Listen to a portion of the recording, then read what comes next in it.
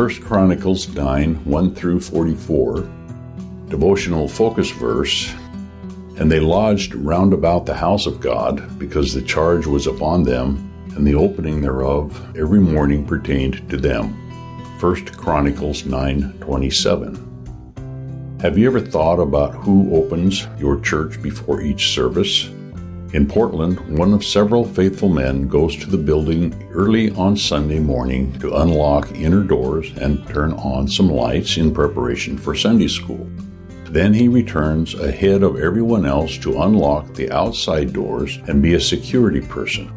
Most of these men live nearby. Generations of my family have lived on or near the Apostolic Faith campground across the street from the church. During my early childhood, my grandparents lived there in a small house, and my grandfather helped with maintenance. Later, my uncle and his family moved into that house, and he also did maintenance. When I was grown, my parents lived in houses that were adjacent to the campground property. Why did my family members live where they did? They had a heart for the work of the gospel and wanted to help with the day-to-day maintenance and operation of the church properties. Serving God was their joy. Having a heart for the work of the gospel will mean being willing to perform small tasks in God's service. One minister told of an occasion when he stopped by his home church and was a little frustrated because there were no paper towels in the restroom dispenser. He wondered who had cleaned the church last and why the paper towels had not been replenished. Then the Spirit of God spoke to his heart, and he realized he knew where the supply of paper towels was kept, where the key to the dispenser was, and how to resupply it. He did the task himself. The Lord was helping him see the importance of doing his part, even in small matters. Today's text tells of Levites and gatekeepers who stayed near the house of God so they could take care of the daily details. It seems many of them lived in different villages, but they came in rotation to participate in the maintenance and care of the temple and surrounding grounds. These people were dedicated to the service of God and are examples to us today. Have you ever thought about what role you can have in service for God? Many seemingly insignificant efforts are needed for a church to operate, and a successful organization has people behind the scenes who are regularly doing their parts. If God is calling you, be willing to say yes and be faithful in whatever you do. Background information. This chapter mentions several specific groups of inhabitants in Jerusalem following the exile. In addition to the family heads and tribal remnants, see verses 1 through 9, there were three groups of individuals who were responsible for the religious duties. The priests, see verses 10 through 13, the Levites, see verses 14 through 16, and the Nethinims, see verses 17 through 34. At the close of the chapter, see verses 35 through 44, Saul's genealogy is repeated in preparation for the writer's focus on King David. A genealogy similar to the one in this chapter can be found in Nehemiah 11, but the names differ. Scholars have varying viewpoints for this, but it is possible that this list was made shortly after the exiles returned, and Nehemiah's list was made later. The book of the Kings in verse 1 does not refer to 1st and 2nd Kings in the Bible. Rather, it was a reference to records from the Jewish archives. A distinction was made between the Israelites, mentioned in verse 2, who were the general inhabitants of the land, and the three groups who had religious duties.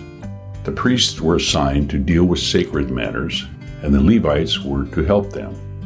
Nethinims means given ones, and their responsibility was to help the Levites with the menial duties of Israel's worship. While there were many priests who returned to Israel after the exile, for an unknown reason, very few Levites came back. Also, the number of returning Nethinims was not large, and consequently, the duties of those who did come became greater, and their names were included in this list. The three names in verse 10 could have been families of priests. During David's reign, 24 groups of priests were organized to serve in rotation. There were many priests who were committed to the service of God. See verse 13. Porters in verse 17 were the gatekeepers who opened and closed, as well as guarded the sanctuary entrances. Additionally, they helped with other worship duties. According to verse 20, their genealogy traces back to Phinehas, son of Eleazar and grandson of Aaron. David instituted the organizational system of the priests and temple workers, but preliminary organizing may have been started by Samuel, or he may have given some concepts to David. Verses 25 and 27 indicate that these people may have also worked in rotation, staying near the sanctuary during their time of service and returning to their villages. Their responsibilities included the supervision of the tithes and also of the ministering vessels, which were counted before and after their use. See verse 28. These may have been particularly expensive items. Verses 35 through 44 restate Saul's lineage. They start the writer's transition from Saul to David, which is developed in subsequent chapters. Conclusion: dedicated people can be an inspiration to help us be willing to serve God in whatever capacity He chooses. 1 Chronicles chapter 9. So all Israel were reckoned by genealogies, and, behold, they were written in the book of the kings of Israel and Judah, who were carried away to Babylon for their transgression. Now the first inhabitants that dwelt in their possessions in their cities were, the Israelites, the priests, Levites, and the Nethinims. And in Jerusalem dwelt of the children of Judah, and of the children of Benjamin, and of the children of Ephraim, and Manasseh. Uttai the son of Ammihud, the son of Omri, the son of Imri, the son of Bani, of the children of Pharez the son of Judah. And of the Shilonites, Asaiah the firstborn, and his sons. And of the sons of Zerah, Jeuel, and their brethren, 690. And of the sons of Benjamin, Sallu the son of Meshullam, the son of Hodaviah, the son of Hasenuah. And Ibneiah the son of Jeroham, and Elah the son of Uzi, the son of Mikri, and Meshullam the son of Shephatiah, the son of Ruel, the son of Ibnijah. And their brethren, according to their generations, 956. All these men were chief of the fathers in the house of their fathers. And of the priests, Jediah, and Jehoiarib, and Jachin. And Azariah the son of Hilkiah, the son of Meshullam, the son of Zadok, the son of Merioth, the son of Ahitub, the ruler of the house of God. And Adaiah the son of Jeroham, the son of Pashur, the son of Malchijah, and Maaseiah the son of Adiel, the son of Jozerah, the son of Meshullam, the son of Meshullemeth, the son of Immer.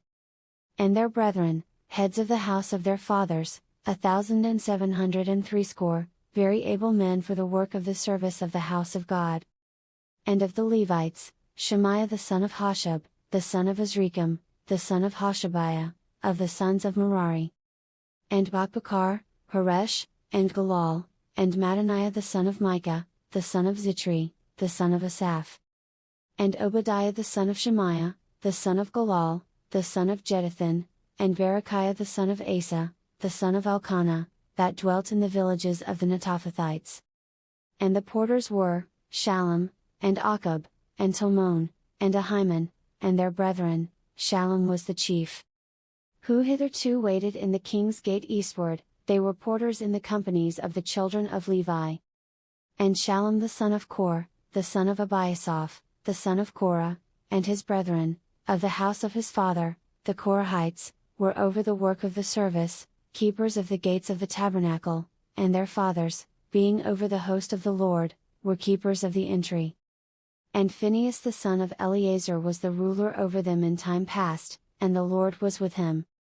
And Zechariah the son of Meshelemiah was porter of the door of the tabernacle of the congregation. All these which were chosen to be porters in the gates were 212. These were reckoned by their genealogy in their villages, whom David and Samuel the seer did ordain in their set office. So they and their children had the oversight of the gates of the house of the Lord, namely, the house of the tabernacle, by wards. In 4 quarters were the porters, toward the east, west, north, and south. And their brethren, which were in their villages, were to come after 7 days from time to time with them. For these Levites, the 4 chief porters, were in their set office, and were over the chambers and treasuries of the house of God. And they lodged round about the house of God, because the charge was upon them, and the opening thereof every morning pertained to them. And certain of them had the charge of the ministering vessels, that they should bring them in and out by tale. Some of them also were appointed to oversee the vessels, and all the instruments of the sanctuary, and the fine flour, and the wine, and the oil, and the frankincense, and the spices. And some of the sons of the priests made the ointment of the spices. And Mattithiah, one of the Levites, who was the firstborn of Shallum the Korite, had the set office over the things that were made in the pans. And other of their brethren, of the sons of the Kohathites, were over the showbread, to prepare it every Sabbath. And these are the singers, chief of the fathers of the Levites, who remaining in the chambers were free, for they were employed in that work day and night. These chief fathers of the Levites were chief throughout their generations, these dwelt at Jerusalem. And in Gibeon dwelt the father of Gibeon, Jehiel, whose wife's name was Maachah. And his firstborn son Abdon, then Zur, and Kish, and Baal, and Ner, and Nadab. And Gedor, and Ahio, and Zechariah, and Mikloth. And Mikloth begat Shemim. And they also dwelt with their brethren at Jerusalem, over against their brethren. And Ner begat Kish, and Kish begat Saul, and Saul begat Jonathan, and Malchishua, and Abinadab, and Eshbal. And the son of Jonathan was Meribal, and Meribal begat Micah. And the sons of Micah were, Piton, and Melech, and Tariah, and Ahaz. And Ahaz begat Jarah, and Jarah begat Elimeth, and Asmaveth, and Zimri, and Zimri begat Moza. And Moza begat Beniah, and Rephaiah his son, Eleasa his son, Azel his son. And Azel had 6 sons, whose names are these, Azrikam, Bokeru, and Ishmael, and Shariah, and Obadiah, and Hanan. These were the sons of Azel.